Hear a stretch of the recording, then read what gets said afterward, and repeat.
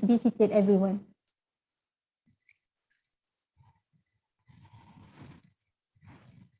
Bismillahirrahmanirrahim.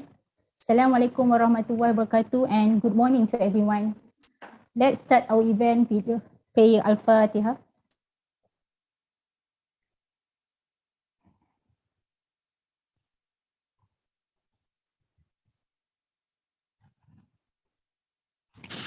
Amin. Thank you for joining us for today's forum. My name is Nolin Khalid and I am your Master Virtual Ceremony for today's event. Welcome to the MPOB-UKM Virtual Forum with the theme Palm Oil Contribution Towards Sustainable Development Goal 2030.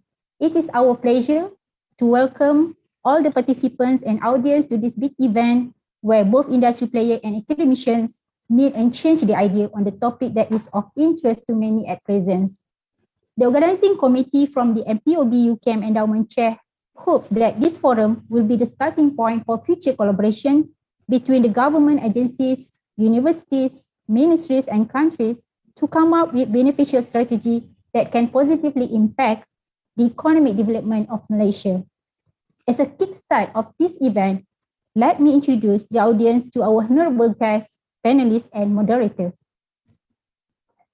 We are pleased to welcome our honorable guests for today, Yang Berhormat Datuk Haji Zuraida Kamaruddin, Ministry of Plantation Industries and Commodities, Yang berbahagia Profesor Datuk Insinyur Dr. Abdul Wahab Muhammad, Deputy Vice Chancellor, Research and Innovation, Universiti Kebangsaan Malaysia, Profesor Dr. Aini Aman, Dean, Faculty of Economics and Management, Universiti Kebangsaan Malaysia, Dr. Zainab Idris, Deputy Director General, Research and Development, Malaysia Palm Oil Board, Profesor Dr. Hung Hao Chang, Visiting Professor of MPOB-UKM Endowment Chair from National Taiwan Universities, Professor Dr. Ah Choy, Head of Environmental Sustainability Cluster, MPOB-UKM Endowment Chair, Associate Professor Dr. Muhammad Shahrul Muhammad Nazir, Faculty of Science and Technology, Universiti Kebangsaan Malaysia, our forum's moderator, distinguished guests, ladies and gentlemen.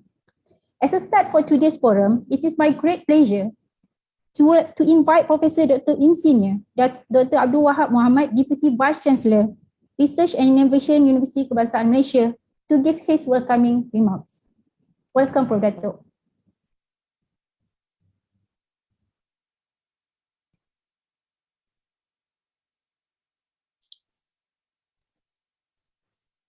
Bismillahirrahmanirrahim. Assalamualaikum warahmatullahi wabarakatuh. And a very good morning.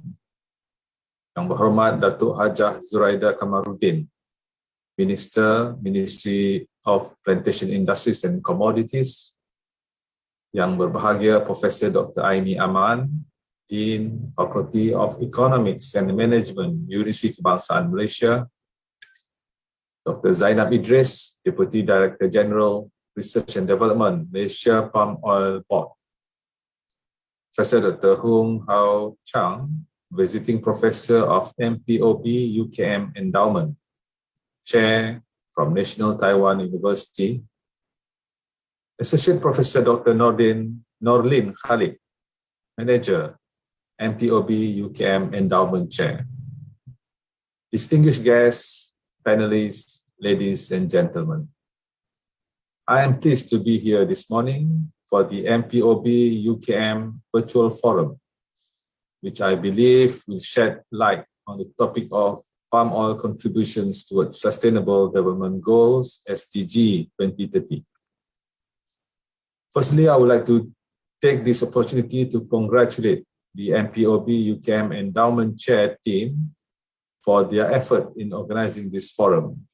I am confident that this forum will serve as an excellent opportunity to disseminate information and exchange ideas, discuss issues, and bridge both theories and practices in the field of socio-economic related to the palm oil industries and the Sustainable Development Goals.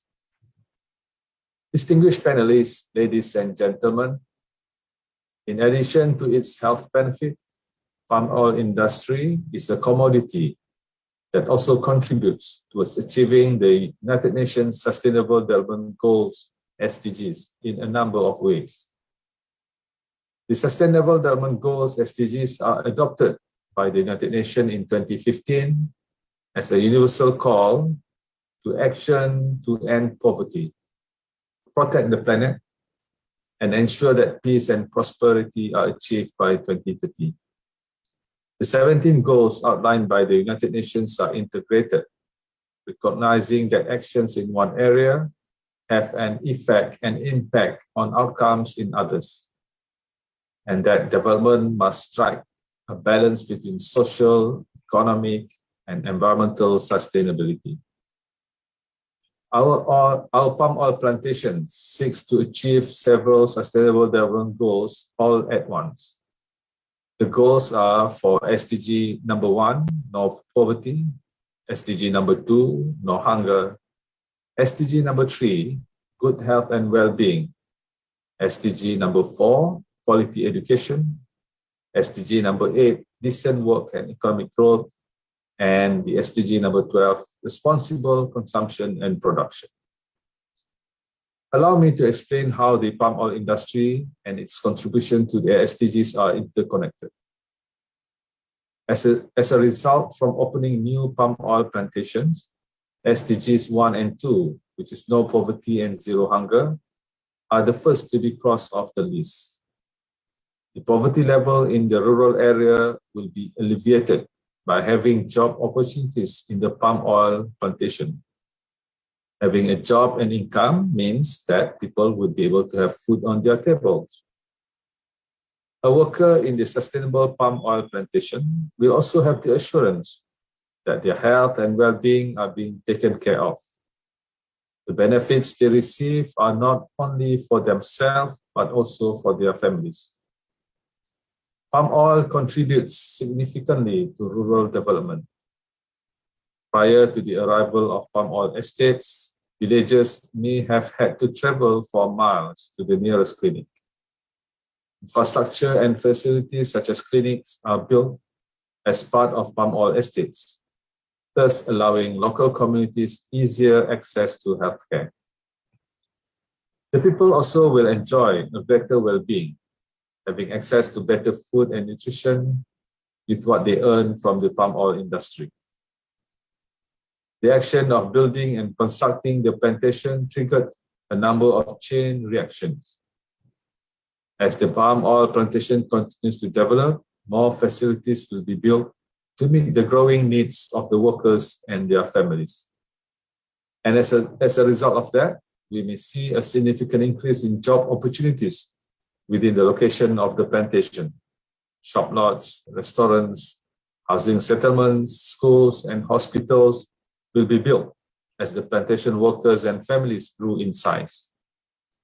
Over time, these chain reactions of new facilities being built will result in the formation of a new township. Distinguished panelists, ladies and gentlemen, we should also not overlook the importance of making our palm oil plantation as sustainable as possible.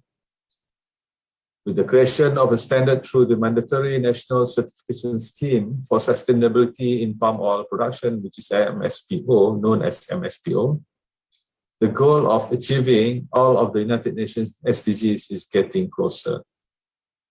And Malaysia is committed to developing a sustainable palm oil industry. The authorities are working together to ensure that all palm oil plantations are MSPO certified, paving the way for the SDG 12, which is responsible consumption and production. Distinguished panelists, ladies and gentlemen, today it is an honor to have the distinguished panelists as our eminent speakers to share their expertise and knowledge on a topic that is of current interest to many. I hope that today's session will highlight potential avenues for collaboration between government agencies, universities, industry players, ministries, and countries, which will result in cutting-edge resolutions that can positively impact Malaysia's economic development. Finally, I would like to express my appreciation to all participants for their full cooperation and contribution to this session. I also would like to take this opportunity to thank the MPOB-UKM Endowment Chair for organizing this session. and specifically MPOB for funding this event and make it a success. Sekian. Wabillahi taufiq wal hidayah. Wassalamualaikum warahmatullahi wabarakatuh. Thank you very much. Thank you, Prof. Datuk. Now, let me invite Yang Berhormat Datuk Hajah Zuraidah Kamaluddin, Ministry of Plantation Industries and Commodities, to give her opening remarks and then officiating the opening of the MPOB-UKM Virtual Forum.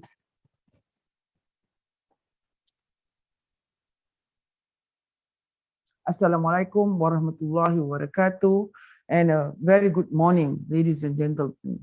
Professor Dato Insinyur Dr. Abdul Wahab Muhammad, Deputy Vice Chancellor of Research and Innovation, Universiti Kebangsaan Malaysia, Professor Dr. Aini Aman, Dean, Faculty of Economics and Management, Dr. Ahmad Parveez Haji Ghulan Kadir, Director General of Malaysia Palm Oil Board, Professor Dr. Chang, Visiting Professor of MPOB-UKM Endowment Chair from National Taiwan University, Associate Professor Dr. Norlin Khalid, Manager, MPOB-UKM Endowment Chair, Faculty of Economics and Management, Universiti Kebangsaan Malaysia, distinguished panelists, ladies and gentlemen. I'm honored and pleased to be invited to officiate this event of MPOB-UKM Virtual Forum Palm Oil Contributions Towards Sustainable Development Goals, SDGs 2030. I wish to extend a warm welcome to the distinguished speakers and fellow audiences for attending this event. It has come to my attention that the topic discussed in the forum today, the palm oil contributions towards Sustainable Development Goals, SDGs 2030, has a significant value towards the development of Malaysia's image on the oil palm industry.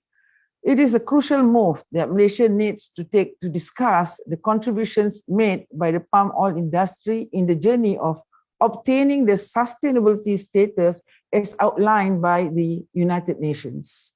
Ladies and gentlemen, palm oil is one of the sought-after vegetable oil around the world. Palm oil dominates the global vegetable oil market by contributing 1/3 of the total global vegetable oil consumption. Traditionally, it has been used widely in making of soaps, detergents, greases, lubricants, and candles. As of lately, palm oil has also been serving as biofuel, which is an alternative to mineral oils.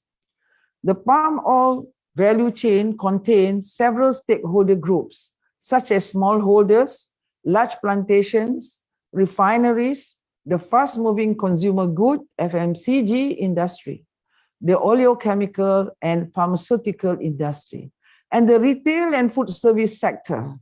In every step of the chain, palm oil is further processed or is embedded in products that contain other ingredients, like pasta or shampoo. Palm oil's advantage in comparison to other oilseeds lies in the significantly higher production rate per hectare, leading to a higher income generation. The incomes generated from the palm oil industry are one of the important commodities contributing to the livelihoods of many communities. Palm oil production contributes positively to GDP and it helps to alleviate poverty.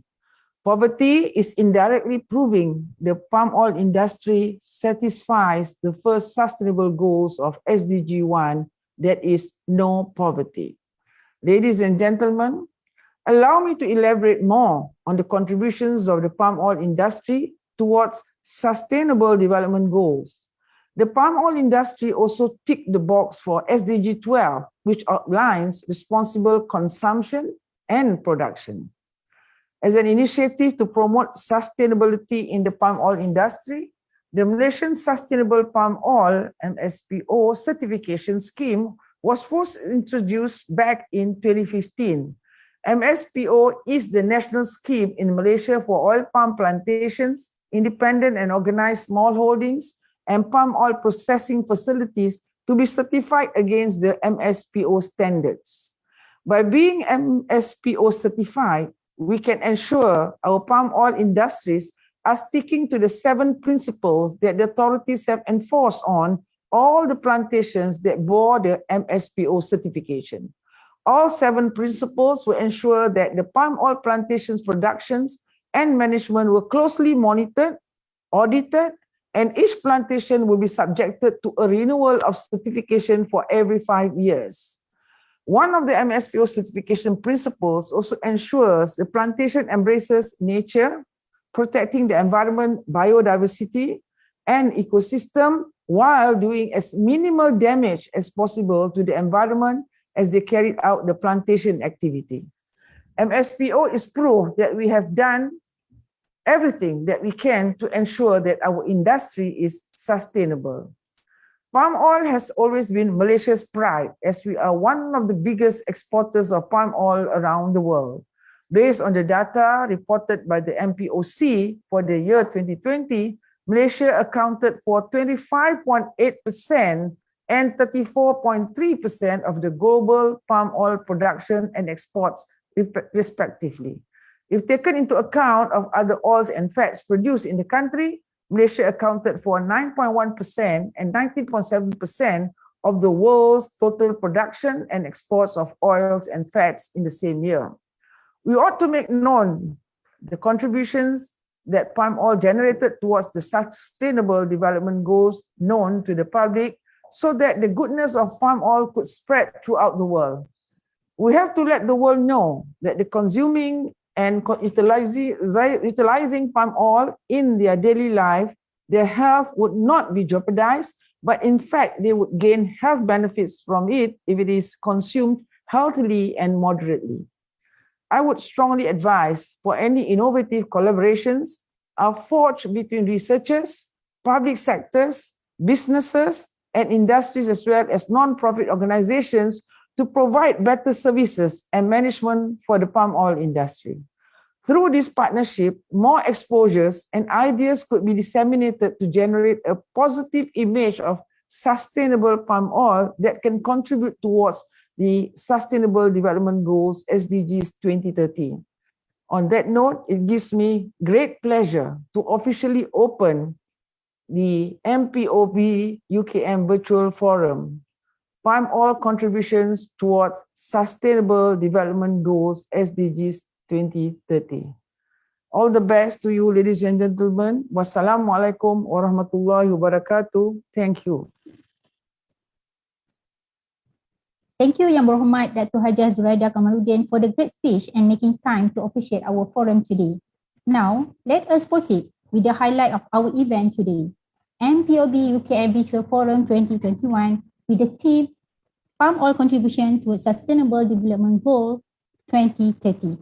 Without further ado, I would like to invite our moderator, Associate Professor Dr. Shahrul Nazir from Faculty of Science and Technology, UKM, to commence the forum session. Dr. Shahrul, I shall pass the baton to you to moderate the forum, please. Okay, thank you so much. Assalamualaikum warahmatullahi wabarakatuh. A wonderful MC for such a warm welcome. It's an absolutely pleasure to be here. Distinguished guests, ladies and gentlemen, thank you so much for investing your time with us on this lovely Monday. Let me introduce myself. My name is Shahrul Nazir. I am from Faculty of Science and Technology UKM, and I'm also the panel advisory committee, sustainability development that appointed by MPOB. And okay, of course, I am your moderator for today's forum, entitled Palm Oil Contributions Towards Sustainable Development Goals SDG 2030. Alhamdulillah, even though we are still in pandemic COVID-19 situation around the world, with the use of human technology, we can be here via online from anywhere and anytime.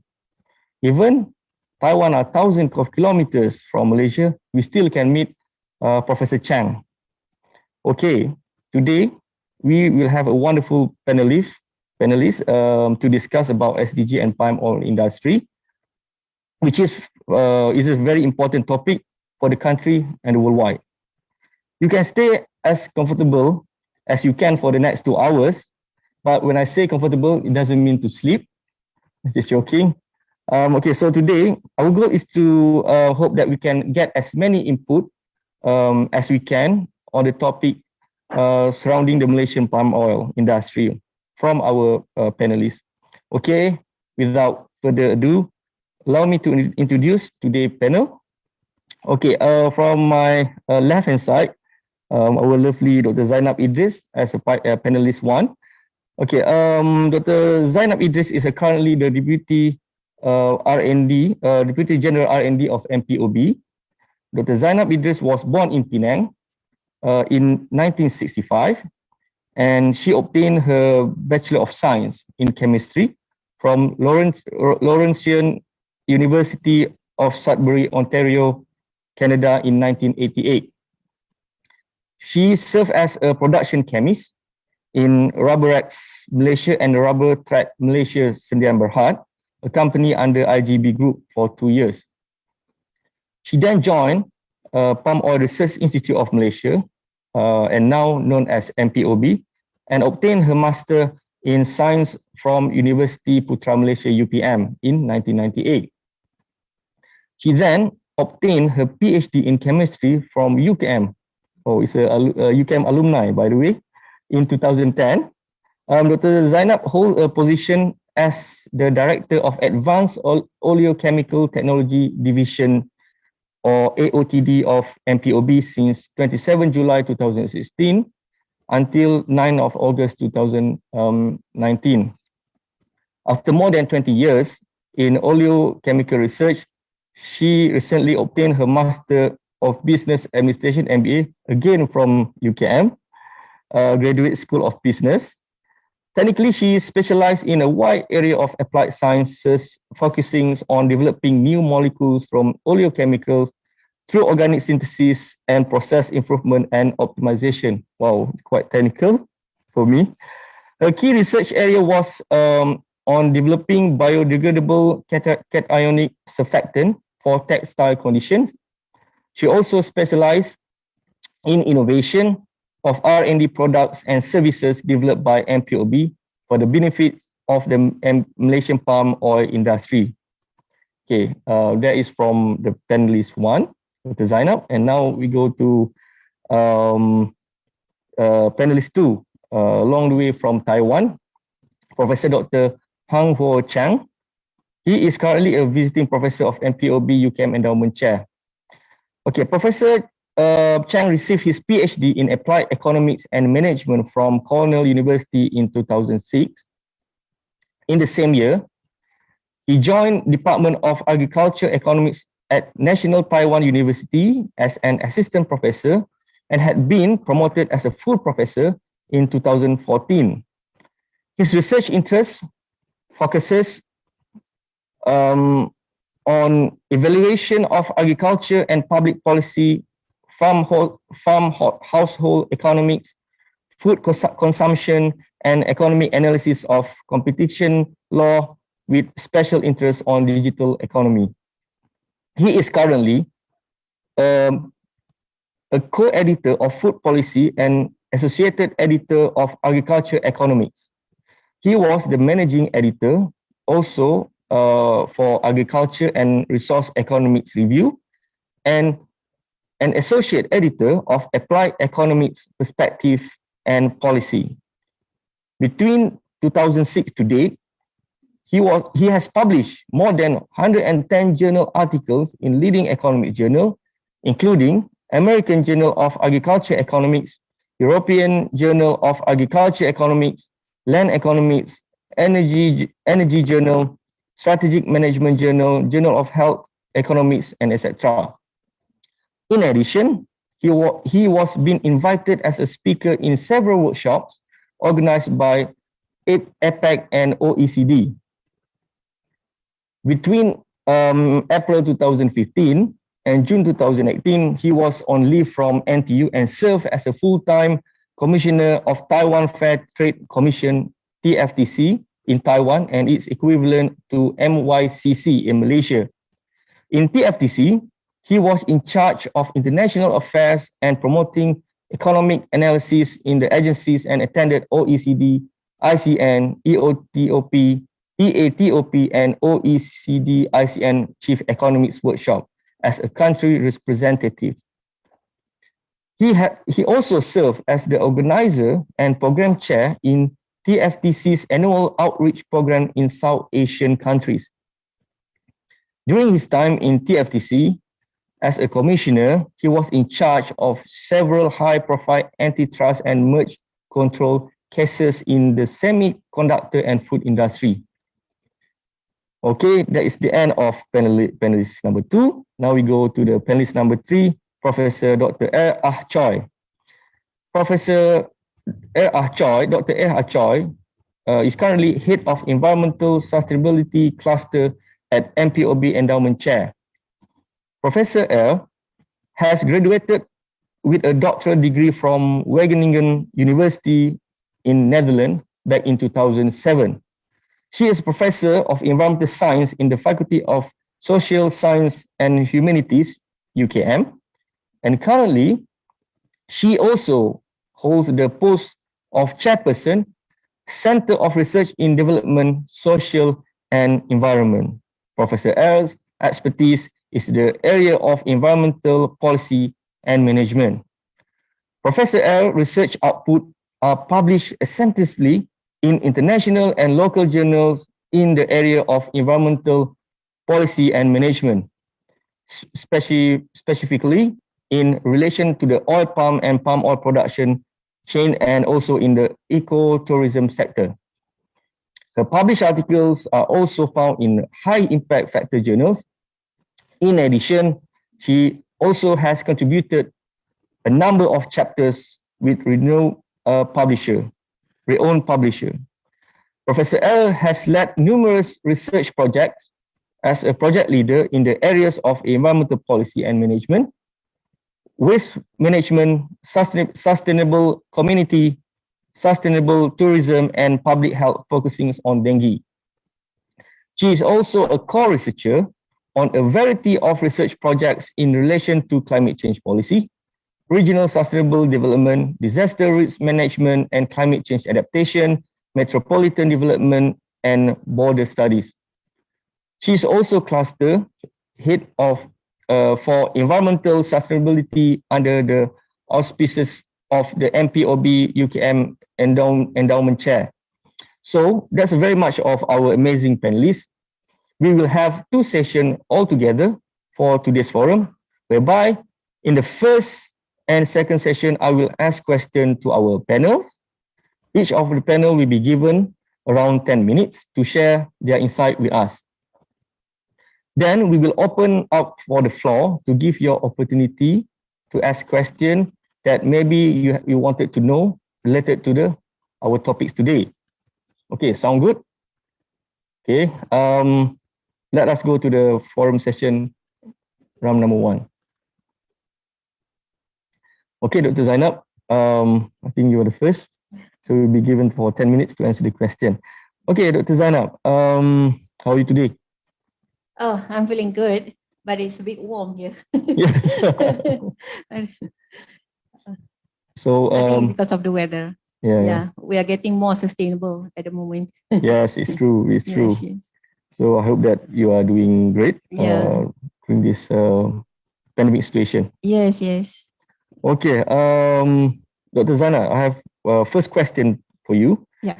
Okay, palm oil remains one of the significant sectors in Malaysian economy and has been a critical contributor to the country's socio-economic development. Sure. Can you explain to us what is the roles of MPOB play in the achieving the sustainable palm oil industry? And also, does the action taken align with the target of achieving the SDG goals of SDG number 1, which is no poverty, SDG number 2, zero hunger, and SDG number 8, decent work and economic growth? Okay, Alright. First of all, good morning. Assalamualaikum. And thank you, Sir Moderator, for the very comprehensive introduction of my career path for the past 30 years, I guess. And perhaps, before moving on to answering the question on sustainability, the contribution of palm oil or oil palm in terms of achieving the SDG goals, Perhaps I should explain what is the role of MPOB. Currently, as the Deputy Director General of MPOB, looking at the R&D of MPOB in the Malaysian palm oil sector, sustainability is a very big topic. I think everyone understands that. But when answering to the question of achieving the Sustainable Development Goal, MPOB plays a major part in the role of getting it to be achieved, especially in the R&D. And okay, now just to explain a little bit of MPOB, what MPOB is doing currently. In MPOB, we have 10 divisions. Looking at the whole Malaysian palm oil supply chain. Perhaps I will start with the upstream. Upstream meaning that we are looking at the oil palm itself, the tree, which is producing the fruits, the FFB. Okay, now in terms of getting the research done, we have the Biology and Sustainable Research Division. Then we have the Advanced Biotechnology and Breeding. Looking at the types of yielding material, palm yielding material to be planted, so that it can produce maximum productivity. Okay, next we will move on to the smallholders development division, where in this part we are looking at the smallholders activities. Because Malaysia, we have estates, we have a big plantation, and we also have a small plantation which is governed by a group. That's where we call organized smallholders, and we also have independent smallholders. This is the most difficult smallholders for us to manage, because they have small hectareage plantation but scattered all over the place. So MPOB is given the task to look at the sustainability activity of the independent smallholders, while also looking at the regulatory and the implementation of all the licensing regulations of the estates, and also the mills producing the oil, and also the refinery producing the refined oil for cooking. So next we have the what we call the Engineering and Processing Division, also looking at the process, the mills and the refinery. And then we have the what we call the Product Development Advisory Service. Now this group looking at the food, focusing mainly on developing new food products, and also looking at the quality and safety of the food that we produce from the palm oil. And next we have the Oleochemical Division, which is looking at the non-food application of palm oil. So that is the whole supply chain of the R&D division under MPOB. So perhaps, if you, in 10 minutes, I can't really focus on each activity. What I can explain here, but we also, need to look at, in order to achieve the Sustainable Development Goal under the Ministry of Plantation and Commodity, we have other agencies and council that is also looking at palm oil. So we have the Malaysian Palm Oil Council, looking at the promotion and the marketing. And we also have the MPOCC, the Malaysian Palm Oil Certification Council. So looking at the certification of the Malaysian sustainable palm oil. All right. So it is not MPOB alone doing all this. It has to be integrated among the councils and agencies. So, okay, now coming to the next question. Whether the activity that we are doing is aligned with the SDG, which the first one is no poverty, second is the no hunger, and the third one is the decent work and economic growth. Okay, so in order to achieve these three sustainable goals, as I said earlier, it has to be integrated. Not only among the three agencies and councils that I mentioned under the Kementerian at the moment, but it has also have to do with other ministry in Malaysia, the authority bodies, the Kementerian Kesihatan, and also not only internal, which is national, we have to also work together with the countries that is also producing palm oil. Right. So it is actually a big role that MPOB is playing at the moment in order to strive to achieve the SDG goal that was set by 2030. If I were to talk in details on the activity, it will not be the 10-minute session, but this is actually the overview. I will welcome any question by the participants who are here today to listen. But bear in mind, we can talk outside also. I'm willing to answer. So I think I covered the... Okay. Thank you so much, Dr. Zainab. It is it's good to hear that MPOB working like locally and internationally have been, because as Dr. Zainab say, the contribution not just came from the MPOB itself, but it also need to be integrated and working together from NGO, the ministry, private sectors, and businesses, and so on. Okay, that's very good answer within the 10 minutes. Thank you so much, Dr. Zainab. Okay, now we are go to Taiwan, directly from Taiwan. Panelist number 2, Professor Chang. Professor Chang, how are you today, Professor Chang? Can you hear me?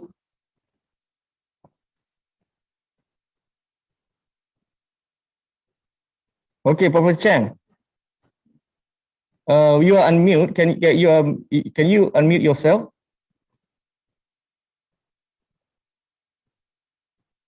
Professor Chang? It's very far from Taiwan. Okay, I get it. Okay. How are you? How are you, Professor Chang? I'm good. How are you? I'm fine. So I think we are in the same time, right? Malaysia and Taiwan? Yes, it's the same time. So I have no excuse to perform bad. Yeah. Okay. How is the condition in Taiwan, especially during this pandemic? Is there still working from home, or is now physical? We have a pretty bad control, probably in the past 2 months. So right now everything is under control. We still have the distant learning stuff for the class, more than 100 students. So we have the online lecture right now. Okay, that's good. Nice to hear from Professor Chang, long way from Taiwan. Okay, Professor Chang, I have a question for you. Okay, this is the first question. Okay, Professor Chang, I noticed that one of Professor Chang's research interests in inclining towards evaluating agriculture and public policy. Based on your interests, what you like to elaborate more on the relation of agriculture policy in Taiwan with the SDG goal attainment, and also, do you think that the same policy can be applied to the oil palm industry in Malaysia? Okay, Professor Chang. Okay, great. This is a good question. So, can I share my screen? Yes, of because course. I have some material to be shared. Can you need help from organizer? Yeah, but I need the authority to share my screen. I think the organizer need to enable to share. Yeah, I need the authority to share my screen.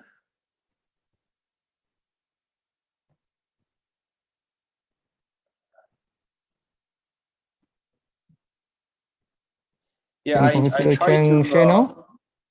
Organizer. Oh yes, great. Okay, that's great. Great. Okay, great. Okay, thank you, organizer. Okay, great. So continue. Yeah, I would like to take this opportunity to share some experience of a circular economy or circular agriculture in Taiwan. Okay, so this is the SDG goal. We all know about it. And Taiwan actually is involved in number 7 and number 12 and 15, 16, and 17. Okay. We do have a pretty strong budget, a strong project for the past few years. So the Council of Agriculture, our government spent a lot of money on this project to try to promote circular agriculture, because I believe the circular agriculture is the one way to match the SDG goal and combine agricultural production in the coming futures. So the target is like they will try to achieve 90% reuse rate in the demonstrative area. So they expect to fully utilize Taiwan's agricultural remaining material in 2015. Okay, so this is a long-term project. So we have a long-term goal. So the project will be targeted at 30 years later. And this is a process. Okay, this is the process of the step for the policy in implementation. So beginning in the first year, which is 2017, the government just try to summarize or investigate the available technology, okay, in the reuse of agricultural resource. And also in this stage, they try to identify the strategy to develop a circular agriculture. And then they also try to build a resource platform, try to do the matching function for the resource from different field. That's the preparation period. That's the first year, okay? And in the second year, they do try to identify the area that's suitable to develop the agriculture. So the area I mean is in terms of technology or the sectors. And they try to increase the amount of reuse by 20,000 metric tons. This is the second year. And in the third year, they try to accelerate the technology integration and industry application. So this year they have a pickup the 10 organic area. Okay, so this will be the so-called demonstration area, and just after 2 years of implementation, the reach rate just reached to 50%. And in 2020, which is last year, they claim that the reuse rate has been targeted to 90%. And then they also spend a lot of money of subsidy to support the circular agriculture.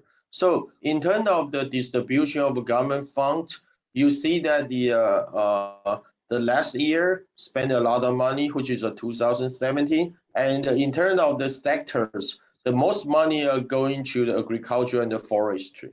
Okay, this is close to the palm oil industry in Malaysia, and also some money spent to the fishery and animal sectors. Okay, so this because when people talk about the circular agriculture, they probably sometimes talk about the different things. Okay, so this is the example which I would like to share with you. So here in Taiwan, the circular agriculture not only for the production, but also used for a lot of packaging and the reselling stage. This is the example. In the past, they use a plastic package, okay. But right now, after this program, they use a draw. This is a recycled draw, okay. So so in this way, they can reduce the use of plastic and then move to the circular agriculture material.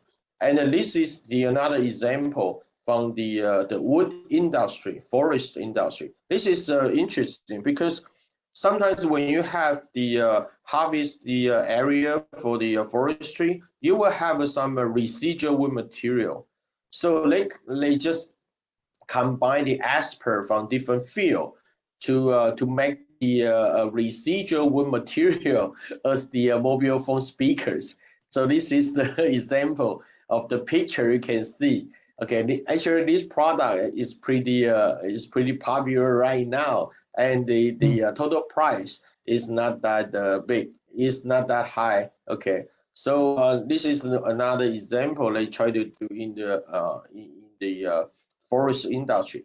And in terms of fishery, okay, this is a typical example. A lot of farmer has adapted this technology already in Taiwan. Okay, so they put the fish. Okay, they put the fish area in the field. Okay, so they can use the I mean the fish can eat the pest, which is a damage to the crop. Okay, then will make the ecosystem of the production area. Okay, this is another project they try to promote a lot right now. Okay, and another example go to the livestock, because we know livestock production have a lot of waste waters. Okay, so they just use the waste water to irrigate the crop. Okay, so they make another ecosystem here. Okay, just make a reuse of the western water in the livestock production. Okay, so make it short. Taiwanese government have put a lot of effort to promote circular agriculture, and we can look at the 3 dimensions. The first dimension, they just provide a lot of consulting, especially for the foreigner business expansion. Okay, try to find more market for this kind of product. And the second dimension is they check and summarize the available and the existing circular technology and the industry promotion. Okay, they try to see what we can have on hand, and this technology can be used in the future. And the third one, they pay a lot of attention right now, especially in the later stage of the program. They try to integrate academic research and the business operation. Okay, so this is 3 dimensions. I will go very quickly and only give a brief introduction of each of the dimensions. This is the first one. Okay, this is the one they try to summarize to see what are the possible or the potential technology they can use and promote in the coming future. Okay, and they also encourage and subsidize the industry enterprise to attend the international conference or business exhibition opportunity. For example, in 2019, they just organized the team and attend the conference in Thailand. Okay, and the second part in terms of the technology inventory. Okay, so they just organize a lot of seminar and exhibitions to attract a lot of potential enterprise to exchange the idea for the possible technology. And the research and the industry integration, they just build a lot of platform and also provide the benefit cost analysis result, try to convince the enterprise to adapt the technology. Okay, so my own view, the government in Taiwan spend a lot of money and time to promote circular agriculture, but they do have some difficulty right now. One of the difficulty is related to the benefit and the cost analysis, because most of the technology development was supported by the government. So when we talk about the technology transformation to the enterprise, they will consider the cost. Okay, so we still see a lot of low participation rate of enterprise for some certain technology right now. And the possible solution, I would think, will be establish a material trending platform to reduce the material cost, and also improve the technology application and the value of an innovative product. And also we need to reward the recycling agricultural product to increase the industry investment development. And this part that will connect to the law enforcement and the regulation. Okay, for example, agriculture production is pretty close to the EPA, Environmental Protection Agency. So if we can provide a more incentive, not only for the agricultural side, but also for the environmental protection side, I think that will be the win-win strategy. Okay. This is about the first round, my sharing with the experience. Thank you. Okay. Thank you so much, Professor Chang. Quite a brief details on the elaboration for the agriculture activities in Taiwan. Okay, now I'd like to go straight to Professor Dr. L. I think the last time I met Professor Dr. L, like 5 years back, I'm not sure whether she still remember me.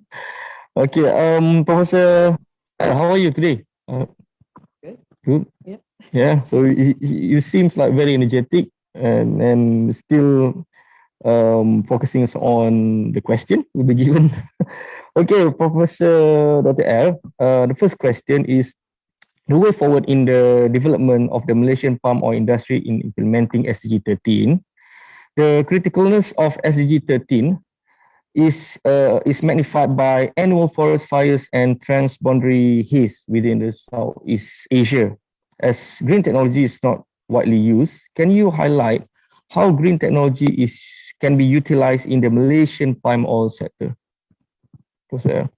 Thank you. Thank you, Dr. Shahrul. And thank you for the kind introduction earlier. Well, as we all know, SDG 13 relates to climate action. That is the necessity to take action to combat climate change and its impact on the natural environment. Climate action or the climate change is affected mainly by greenhouse gas emissions. The four main types of greenhouse gas emissions are carbon dioxide, methane, nitrous oxide, and as well as fluorinated gases. Whereas the forest fires and transboundary haze affecting Malaysia is mainly comes from open burning within Southeast Asia. Now, green technology is a type of technology that refers to technology that's environmentally friendly based on its production process and its supply chain. My preferred definition of green technology is derived from Investopedia, which refers to the type of technology that is environmentally friendly and the use of science and technology to reduce the human impact of climate change.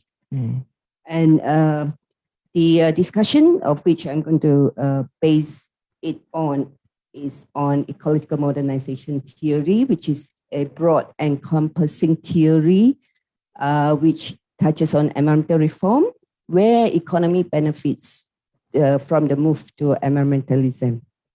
Now, what is green technology in the palm oil sector? There are many do not associate what have been done by MPOB and other industry players as green technology. People deem a green technology must be high tech and so forth. But in fact, green technology need not be high tech. It can be low tech as well as affordable. Okay, what has been done thus far? Examples are like POME and biomass as well as biogas. POME has been treated and used as cropland application. And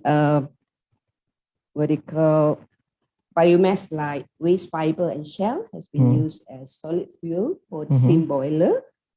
Empty fruit branches like EFBs are being used as a process of mulching. And the correct placement of the front piles as well as EFBs into the field. This is part of technology. And biogas released from POME is the single largest emission sources. POME contains 65% of methane, which if released into the atmosphere, will cause global warming. And effective July 2014, I think 1st July 2014, new mills as well as existing mills which requires throughput expansion, they need to install biogas trapping as well as methane avoidance facilities. So as we all know, methane is like 28 times more potent than carbon dioxide. Okay. In addition to that, under good agricultural practices, which MPOB is encouraging the farmers to practice and to adopt those practices. As I mentioned earlier, the EFPs, correct placement of front piles in a field. This is part of green technology, which many also do not associate it as green technology. In addition, green technology is often used interchangeably with environmental technology as well as clean technology. Okay, the move from slash and burn to zero burning and composting is also part of green technology that's being practiced in the palm oil sector. In the olden days, for the old oil palm trees, it is felled and then they are left in the field to decompose naturally. Whereas for rubber trees, they are being felled, but then they are sold to furniture manufacturers to be used as furniture raw materials. So rubber trees are known as Malaysian oak, which indicates the high value addition of rubber trees. So this is environmentally friendly technology, which will lead to reduction in the GHG emissions via zero burn, as well as it will reduce the demand for fossil or petroleum-based fertilizer. Yeah. So I guess that would be for the first question. Yeah. Okay. Thank you, Professor. I think you're right. If you look back in, for example, in the supermarket, most of the food there is 50% palm oil based product. So that means how the foods been produced from the palm oil, and it seems that there will be high emission of gas emission, especially CO2 and methane to our atmosphere. But it's good to hear that the MPOB also encourage the industrial, palm oil mills to have palm oil, methane trap, and then methane storage for biogas application and so on. That is wonderful news, and the practice to the farmers to follow the greenhouse emission plans and so on. So I think that is really good action complied by the MPOB. Okay, thank you, Professor L. So now we finish round one. So we go to, let's move forward to the second session. Okay, Dr. Zainab, you have been rest for a while. So back to Dr. Zainab. Okay, I think that yes, we're still in wondering about palm oil industry in Malaysia, activities and so on, and also get comments from Taiwan perspective of agriculture activity and so on. Now we would like to ask you, Dr. Zainab, will you elaborate on what initiative and challenges that the MPOB authorities face while implementing the SDG mission from the perspective of industrial practices? Dr. Zainab. All right, thank you. Now, first of all, this is actually a challenge to me. Oh. The question is very challenging. Okay, now, first thing first, all right. When answering the first question, I was only telling you about the roles played by the R&D divisions in MPOB. Not to forget, we have another 4 divisions in MPOB. Also looking at the services provided to the community or the society, and also supporting divisions which support the implementation or the administrative part of MPOB. Now, there is one more important division. We have the licensing and enforcement division. Now, this is the authority of the palm oil industry looking at the, the compliance of the industry, the businesses, or the agencies, taking care of the palm oil industry in Malaysia. Yeah. Now, the definition in palm oil industry, we have the oil palm and we have the palm oil. Oil palm is the plantation, the upstream. Palm oil is the product. So we have both of this section, taken care with more than 65 regulatories. This is practically the most what to say, regulated industry. Okay, to make sure that whatever we eat, whatever we use or consume or export to others are within the quality and also the safety that people want, right? So now that is the initiative that we have done. MPOB coming up with the procedures, SOPs, and also going down to the ground, talking to the smallholders, how to practice a good agricultural practices.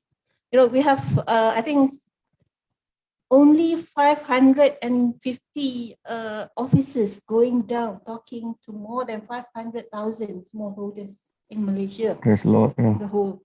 So that's a very big responsibilities. And, looking back at our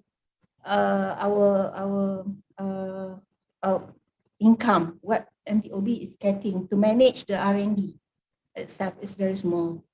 So this is what we need from the government. I'm taking this opportunity to, to just provoke the government, to help us, to implement all these procedures. All right. Now, going back to the responsibility that we are handling, initiatives are initiatives, and there is always challenges, for a better or for improvement. Like for example, when we have in the good agricultural practices, we have to handle the smallholders who are scattered around in Malaysia with more than 500,000 character. That is not easy. Yes. All right. And there are some who are new planting, there are some who are replanting, there are some who doesn't care what happened in the plantation. So those kind of things that we need to handle. Perhaps some will think this is very sensitive, but this is real. Yeah. Okay. I'm telling you, this is real.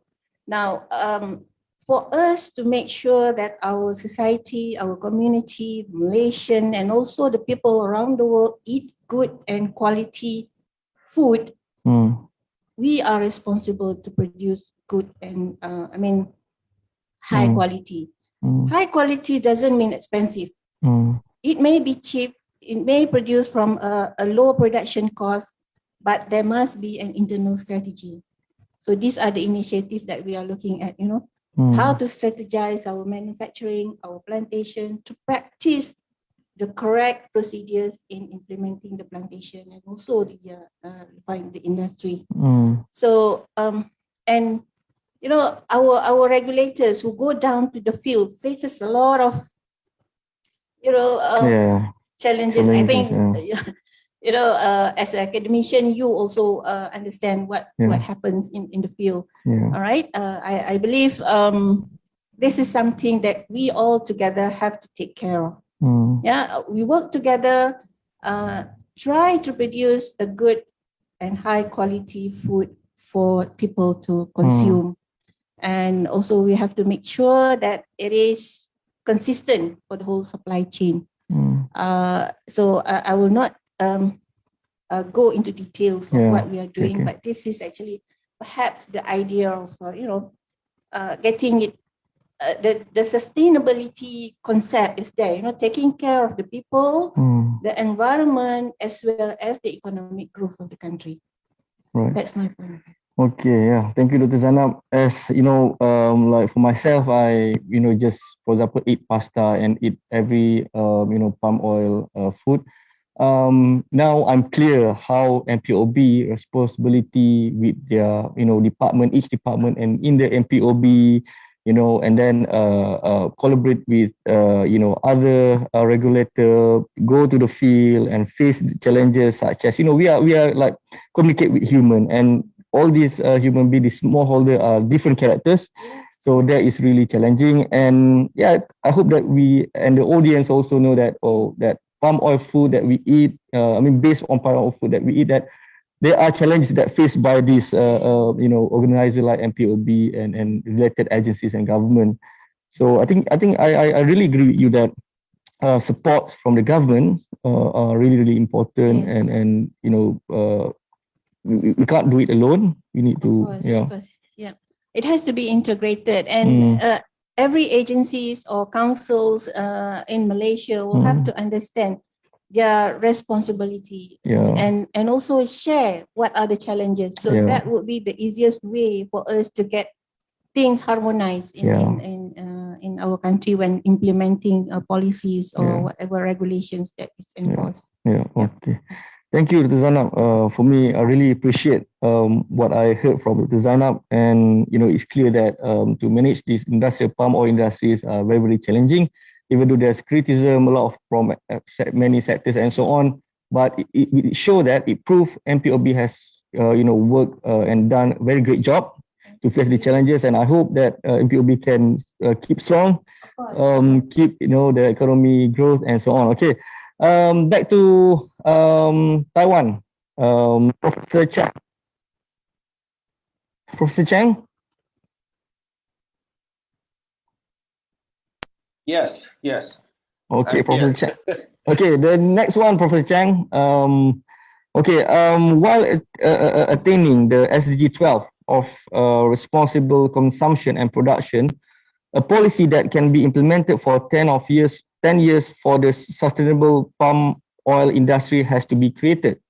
Okay, the outcome of implementing this policy may also generate a circular economy that isn't influenced by many short-term factors. I would like to ask Professor Chang's opinion on what are the challenges that Malaysia may face if we implemented such a policy. Can you elaborate on it concerning our palm oil journey in promoting the sustainable oil palm industry? Probably we can get some ideas from Taiwan. Okay, Professor Chang? Yes. Thank you very much. I think this is a very interesting question. As I share the experience in Taiwan, I do reach some conclusion. So how to develop the circular agriculture in the coming future, I think it probably not only apply to Taiwan, but can be applied to palm oil industry in Malaysia as well. So the first thing I learned from the experience in Taiwan is like this kind of SDG 12, no matter that we are talking about for the production or consumption, it must require multidisciplinary work. Okay, so we have to combine the knowledge or expert from a different field, including production or including environment and especially economics. So the reason I was invited to this kind of project is because in the end, the government tried to see what is the benefit cost analysis.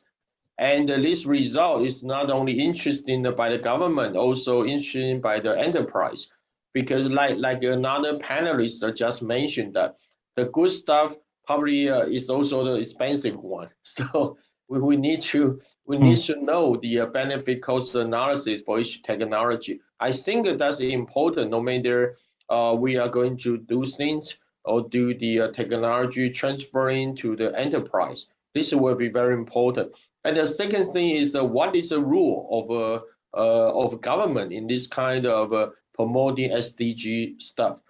So I would say like if government just paying the subsidy and did not provide too much technologies, I think that would be difficult to do that. Okay, so the first thing first, the government probably have to know what exactly the enterprise or smallholder need. Okay, so because a different sector probably will require different things. So I think that's the second thing. We have to to be careful. And the last one will be the international connection. Okay, so because circular agriculture or circular economy is the international wild thing right now. So how to open the market, make the international market coincide together. That will be the another important things to go. So one more thing about the consumption in terms of SDG 12. I think the consumer education will also be a key point to make the long-term development for the circular agriculture. Okay, because when consumer realize they have to pay a higher price for the better quality product, that will increase their willingness to pay. I think that will be the one thing to maintain the high market price for certain technology product. Okay, this is my the comment for your question. Thank you very much. Okay, thank you so much, Professor Chang. I think you're right. We need to clear cut before we implement. We want to implement such a policy in terms of cost benefit, the role of the government in terms of for the SDG 12 and so on. Okay. Thank you so much, Professor Chang. Now we go to Professor Dr. Okay. For the last question, Prof. While attaining the SDG 12 of responsible consumption and production, okay, the SDG 12, a policy that can be implemented for 10 of years for the sustainable palm oil industry has been to be created. The outcome of implementing this generate the circular economy isn't influenced by many short-term factors. I would like to ask Professor their opinion on what are the challenges that Malaysia may face if we implemented such a policy. Can you elaborate on?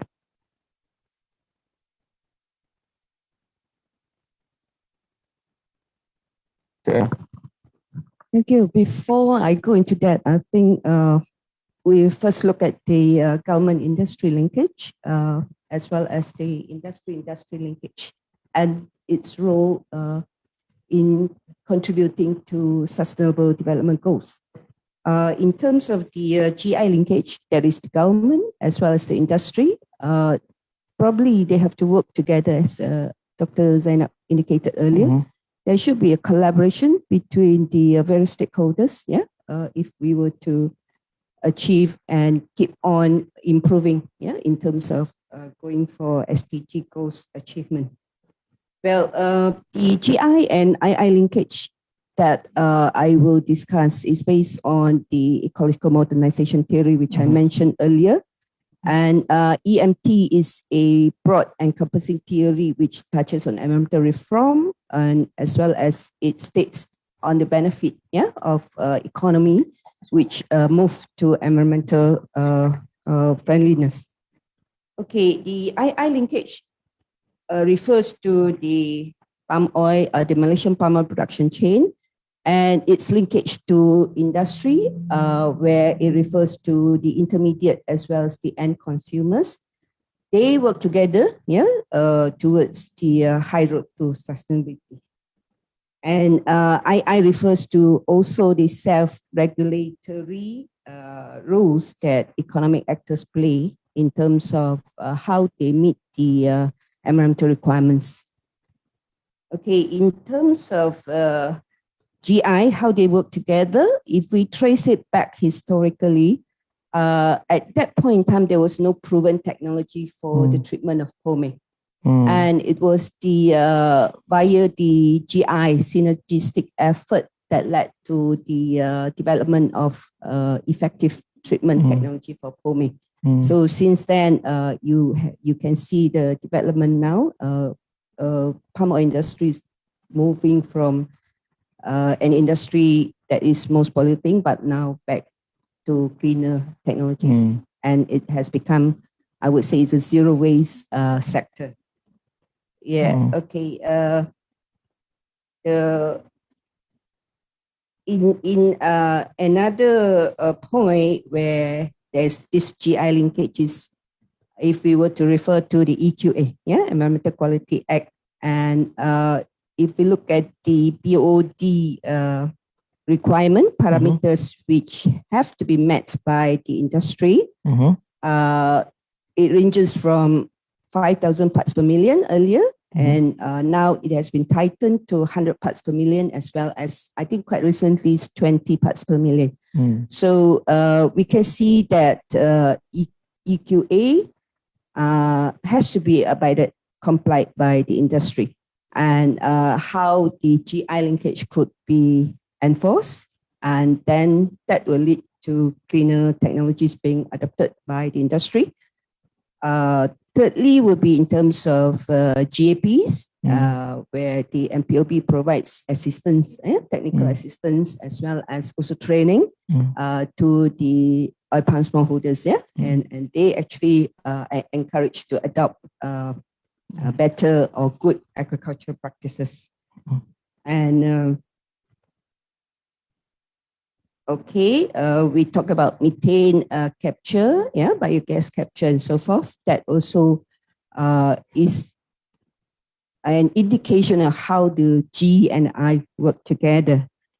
From the MSPO, I think now it's mandatory for smallholders to achieve MSPO certification. The use of organic fertilizer are encouraged among the smallholders. So we can say that the MSPO is a preventative approach, whereby you prevent before cleaning up, before treating. So we always say prevention is better than cure. Now, how MSPO could be a preventative approach? Once the farmers use organic fertilizer, they burn less, you go for zero burn policies by most big plantation companies, all this will help to reduce the emissions of greenhouse gas into the atmosphere. So that would actually help to reduce or achieve SDG 13, climate change or climate action. In terms of the II linkage, we can see the industry, that is the Malaysian palm oil production chain, working together with their industry partners from either intermediate or end consumers. And what most big players, for example, like the plantation, public listed plantation companies are doing right now, they have adopted ESG, which is environmental, social, and corporate governance policy. So with ESG comes NDPE, no deforestation, no new development on pit soils, and no exploitation on the people and local communities. And also adoption of zero burn, a move from the slash and burn method to zero burn policy and decomposting here. So with that in mind, I mean, with the practice of ESG there by most plantation companies, that helps to achieve several goals of SDG. For example, like if they practice ESG, then most of them will be able to have contributory effect to SDG 1, which is zero poverty, and 2, zero hunger, where better income and higher income will lead to better quality of life, for example. And also they have more food, right? In addition to that, we have SDG 3 with less emissions, less pollution, and so forth. That leads to good health and well-being of the communities or of the people. We also have SDG 6, which can be achieved by the various measures between the GI and the II linkage there. We have quality education, which is SDG 4. SDG 6, clean water and sanitation. Also SDG 7, where we have affordable and clean energy. I mean, with this green technology being used, such as solid waste used as what they call fuel for the boiler. And also SDG 8, decent work and economic growth. And company best practices will also lead to better economic growth. And last but not least, SDG 9, industry innovation and infrastructure, where this is derived from better productivity process and also better quality products. So, of course, the GAPs, the MSPO will also lead to the achievement of what they call SDG goals, and they contribute positively to the SDG goals here. Okay. Okay. Yeah, thank you so much, Professor. So that means MSPO need to be achieved by all smallholders, industrial, and so on to achieve the sustainable goal by MPOB. Thank you so much, Professor. That is very complete. You touched so many SDG, and I think we end for the session 2. Now, okay. Again, thank you very much, Dr. Zainab, Prof Chang from Taiwan, and also Prof Thank you so much. This very such and valuable sharings, and I hope that we can gain as much as possible from the previous 2 sessions from our panelists. Okay, now on to the last session. We will let the audience ask questions to the panel, and please raise your hand and identify yourself if you want to ask any question. And if you like to specific panelists to answer the question, please mention the panelist name and then ask the question. Okay, all right, sound good?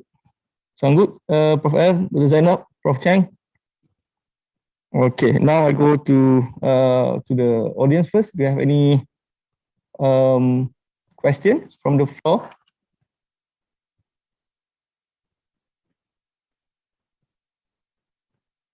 Okay, if not, I think there's 3 questions with me. The first question is to from Minrui Chia. Okay. Good morning. Okay, good morning. There are some conflicts regarding the sustainability of palm oil as biofuel, especially in the Europe countries. Okay, they claim that it will lead to over deforestation, increase of carbon in air, and even affecting poor price. What is Prof opinions on this issue? I think probably is towards to Professor L. Or any, I think it refers to what is Prof opinion, either Prof Chang or Prof L. I think this is related to conflict regarding the sustainability of palm oil as biofuel, especially in Europe countries. They claim that it will lead to the over deforestation, increase of carbon, and affecting food price. What is Prof opinion in this issue? Oh, okay. That's a lot of question in one, I think. Well, but biofuel is, I think, more contentious here, as a European view it as environmentally unfriendly.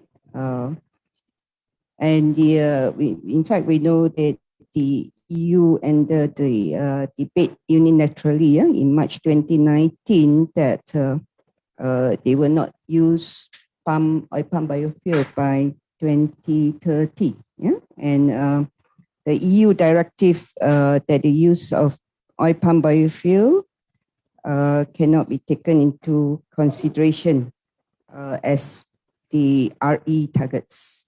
But this is moot actually with the development of electric vehicles, EVs.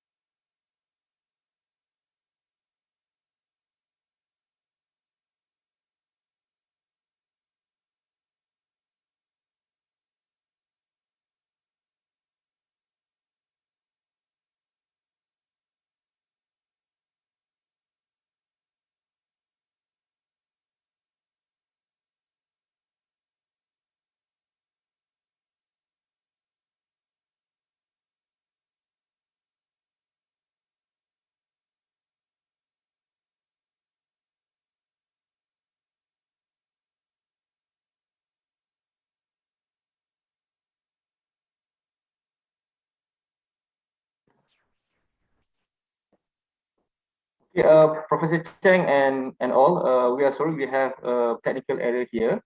I think we should be trying to solve this problem so that we can back online again. Can you just stay put for a while, Prof Chang and everybody? We will let you know once the technical error is finished. Okay. Okay, now we are back live.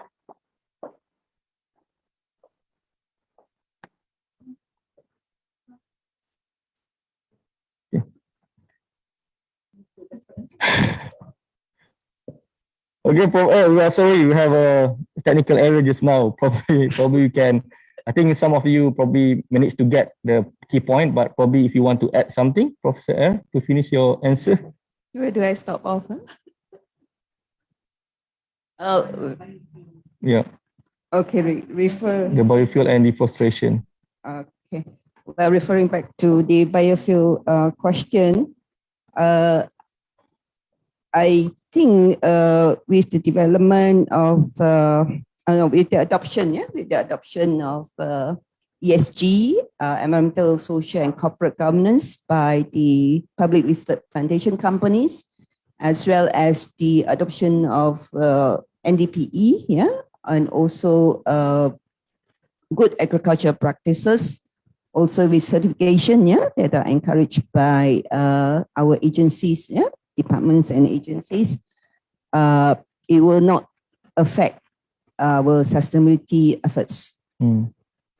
So I guess, okay. Hopefully that answers the question. For yeah, I think you have good points that answer the question from Min Rui Chia. Okay, for the second question, I think this is referred to Dr. Zainab. Okay. Okay, good morning. In Malaysia, palm oil plantation is even carried out by small landowners in rural areas, including near water catchment areas such as the river banks and nearby water dams. It has been widely speculated that palm oil tree abstract more water compared to other plantation, thus depleting water in small streams and reducing overall water level in main rivers, especially during the drought season. How true it is, and what are the actions taken to address uncontrolled plantation by small landowners? Okay, that is actually one of the challenges that we are facing, yeah, as I said in my second round questions. Now, yes, I agree there is in the smallholding plantation, people are planting near the rivers, people are planting, just a few feet from your home, and also people are planting, I mean, it's just everywhere. Yeah. To get the benefit of the fruits produced by the oil palm tree. Okay. Now you have to understand. Perhaps, we in MPOB, we are talking very technical, so it didn't reach the society or the community in the rural areas plantation. Now, one of the strategy is actually, as I said earlier, our officers are going down to the ground, talking to the smallholding, the plantation owners. You cannot grow the oil palm near the river, because you see and also the leaching of the fertilizers will actually polluted the stream. So this is what we are doing. That's how much we can do. We cannot ask them to cut down the trees, but when those who are doing replanting, they should avoid the riparian areas. That is the buffers allowed for the river to avoid all these pollutants. It's not to say pollutants, it's the chemicals from the fertilizers. There is also, talking about fertilizers, there are also initiatives taken, to come up with biofertilizers which are environmentally friendly. And so it replenishes the fertility of the soil, and also avoiding the what we call the chemicals from going into the water or rivers. Because we cannot say that you have to just cut down the trees, because of the regulation. So we are talking, making like a friendly visit to all this, and then just telling them this shouldn't be the way. A good agricultural practices will have to comply with the environmental regulations, and also even the mills will also have to comply. You cannot just release your discharge into the rivers. There must be a system where it filter out all the contaminants before it goes to the river. So those are the initiatives that we are taking care. And also, talking about releasing the emissions from the mills when you burn or you process your oils.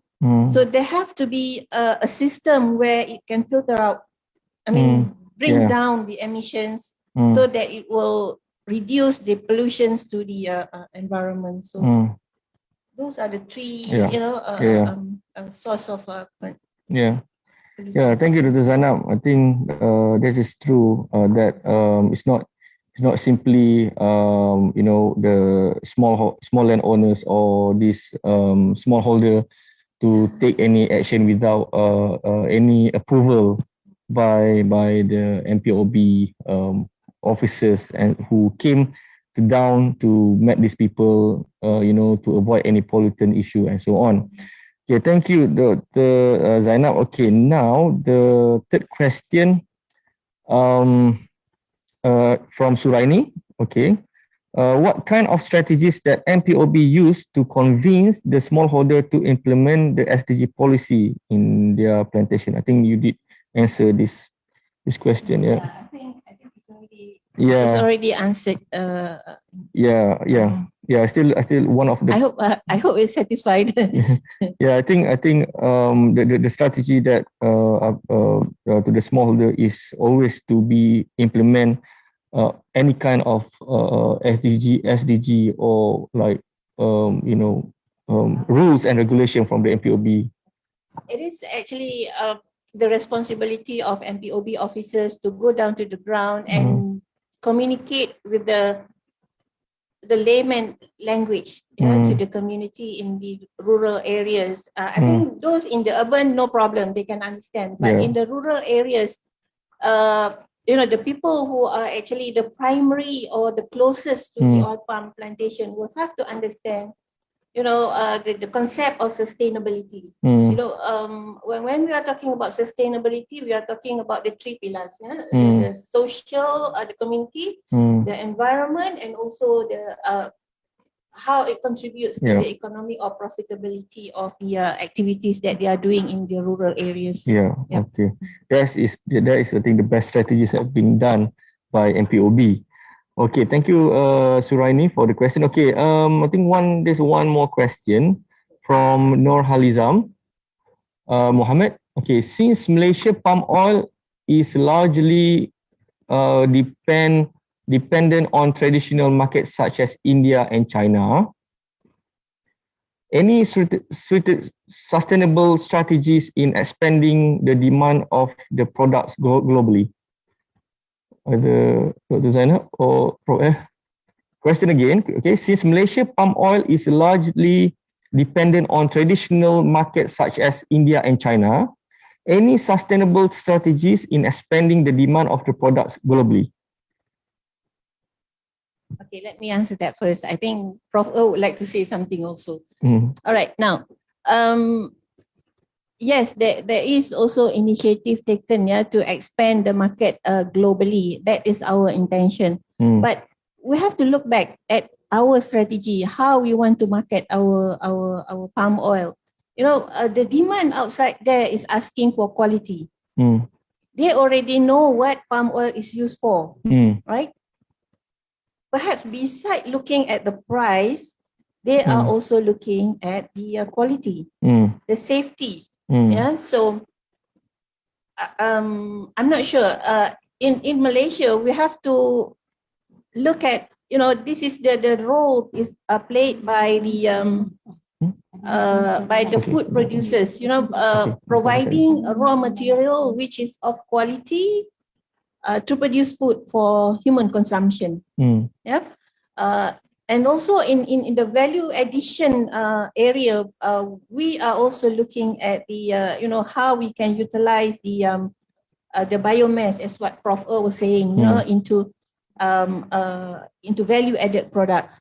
So this has to be done in the surrounding area of where palm oil is produced. So that it can go back to the environment. Like, for example, producing fertilizers from the biomass of the oil palm itself.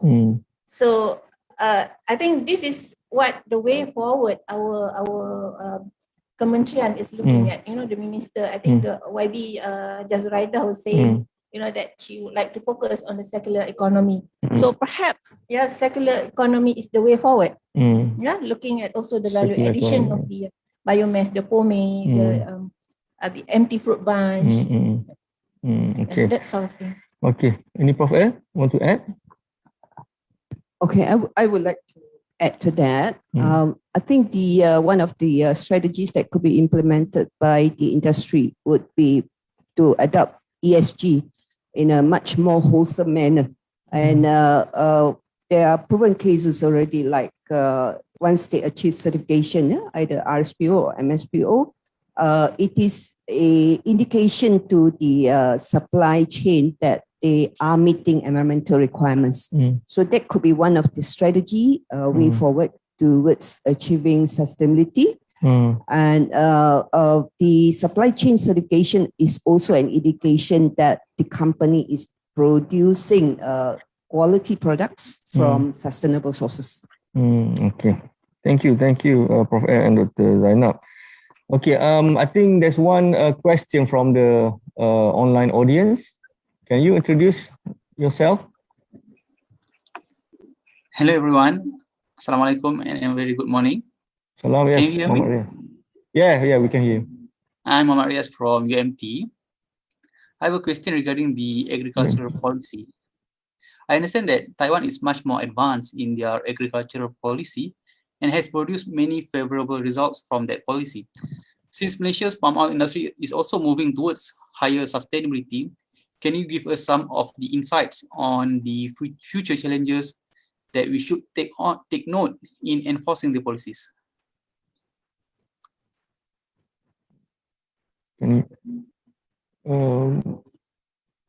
Professor Chang. Professor Chang. So, Professor Chang, I think the question is for you. Right, Muhammad Riaz? Yes, yes. Yes, I think this is a question for me. So, the case in Taiwan is we promote this kind of sustainability things for years. So this is the step the government do. So they develop the technology first. Then they try to convince the farmer to adapt this technology in general. I think this is the process the government do. But in the end of evaluation, so I think that the key point is the adaptation of the farmer. So sometimes the better technology probably cannot be adapted by the farmers. So in addition to this kind of investment in technology, I personally think education and other promotion program also matters. For example, the government just right now working closely with a lot of local farmers association, try to have a lot of educational program to convince this kind of smallholder farmers to adapt the technology. I think in the end, adoption rate is the most important measurement for the policy successful. So that's also come back to the I believe that's the second question. That's completes the question about the water use and the production. I think that's the same thing. I would like to take this opportunity to share my view back to the second question. So in Taiwan, we have a similar situation, but it's not for the palm oil for sure, but it's for the fishery production. So the fishery production is sometimes use underground water, okay, because the quality of the underground water is much better than the groundwater. But we all know that underground water pumping will have a lot of land problem. So what the government do about it? They increase the penalty on the one hand, and on the other hand, they try to provide the more better irrigation technology in that area. Try to promote the incentive for the farmers to use the groundwater instead of the underground water. Okay, so that's the Taiwanese government have been done for the underwater pumping problem. I think that sounds like a little bit related to the second question raised by the audience. Okay, thank you. Okay, thank you, Prof. Chang. Okay, we have another 4 more questions. Good morning. Certain countries in the Europe have labeled product with palm oil free labels, citing that palm oil contributes to deforestation and loss of biodiversity. What are the measures undertaken to address this? Well, Dr. Zainab, take probably 2 minutes. Okay. All right. Deforestation. Okay, this is one of the issue being brought up by the EU. Okay, now if you remember, we have actually commit to retain 55% of our forests during the Geneva Congress, and I think we still maintain at that level of forests in Malaysia.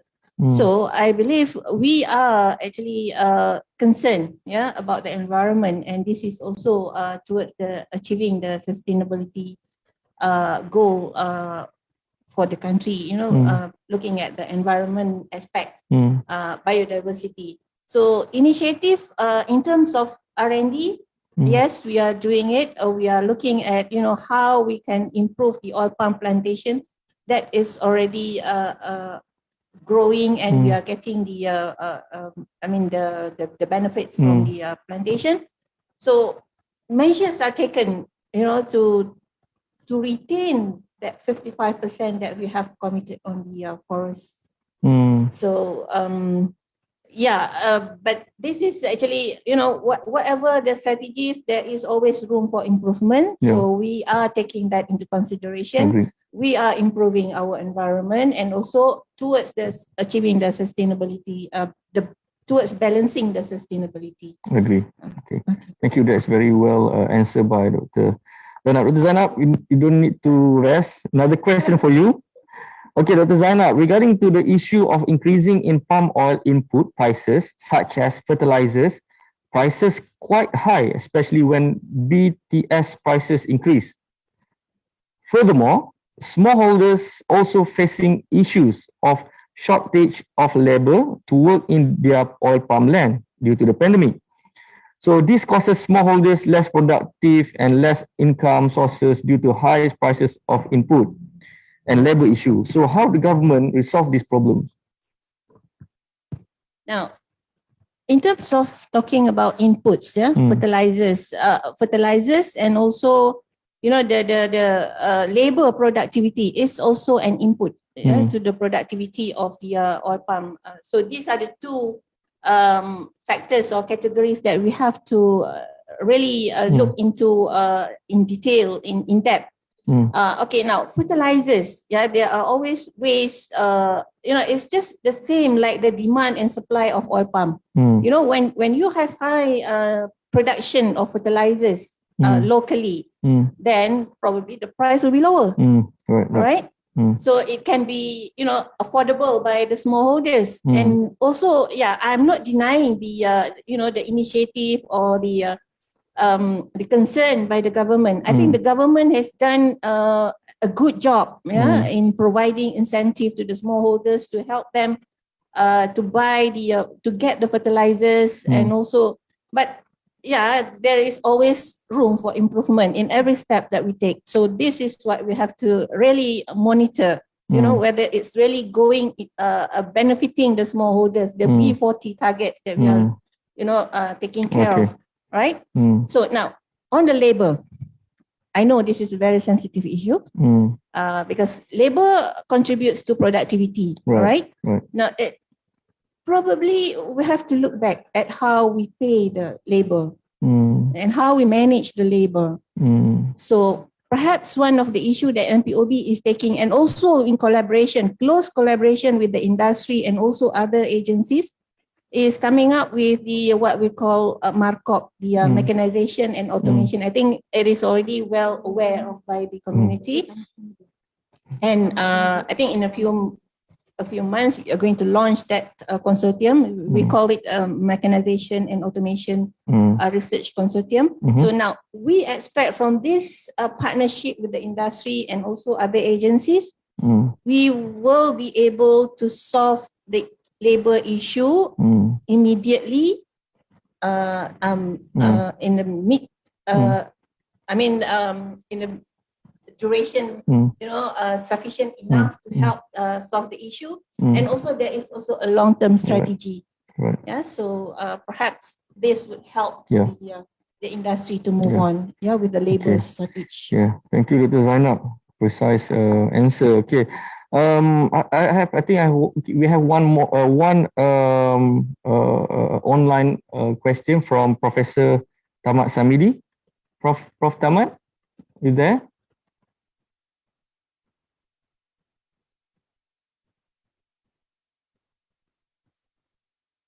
If you mute, can you unmute, please? Okay, thank you very much.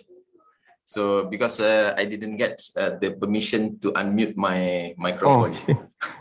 Okay, Prof. Thank you very much for, I think it's very fruitful and very thorough discussions on the issue.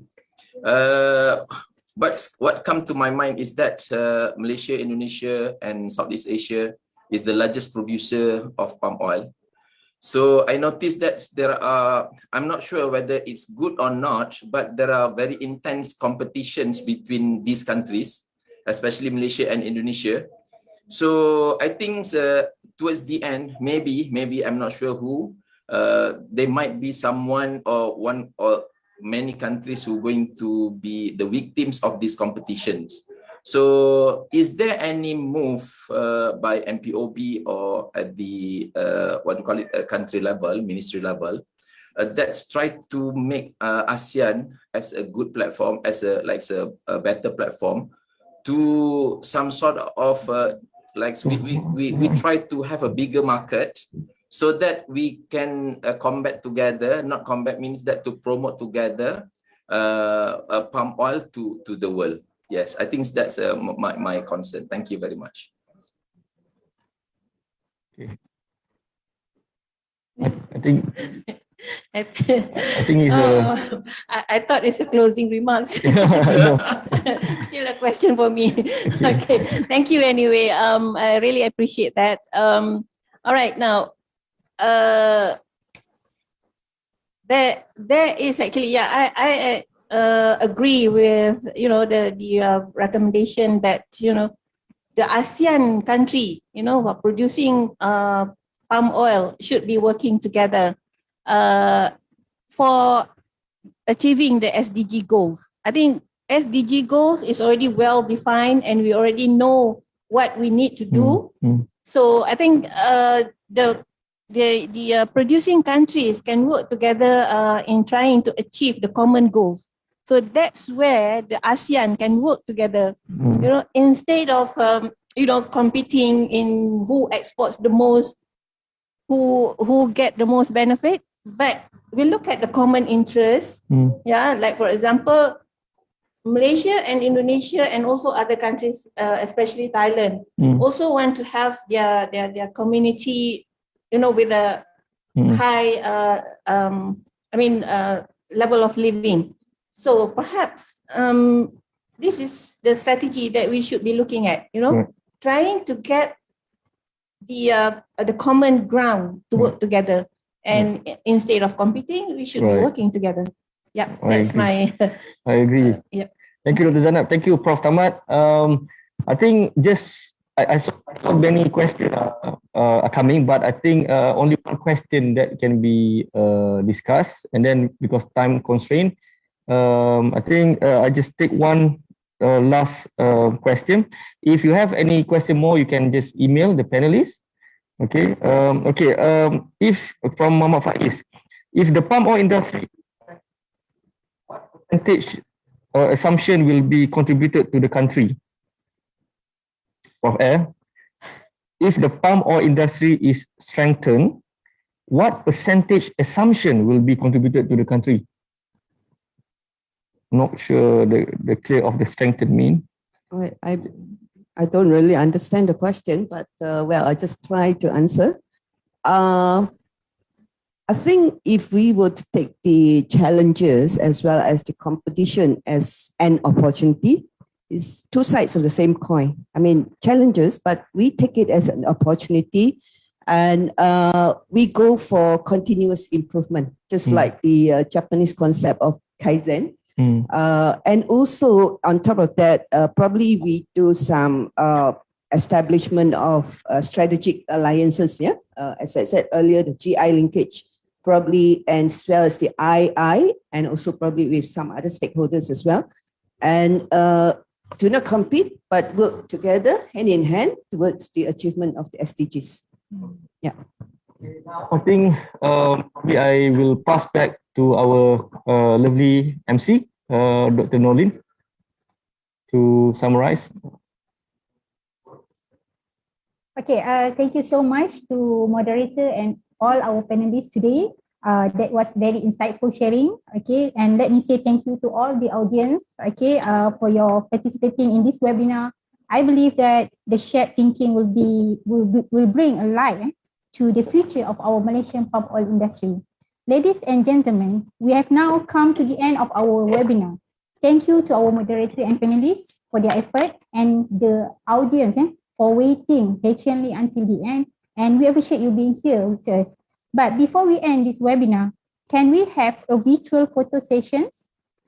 So perhaps everybody please switch on your camera and give us a big smile.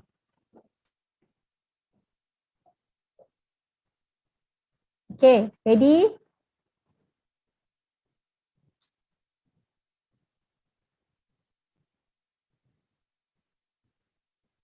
Okay, let us smile at the camera. Okay, ready? 1, 2, 3, smile.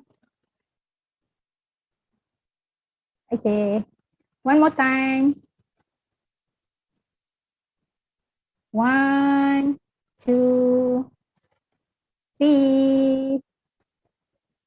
All right. Thanks again for joining us today, and we will see you next time. Bye and Assalamualaikum warahmatullahi wabarakatuh. Thank you.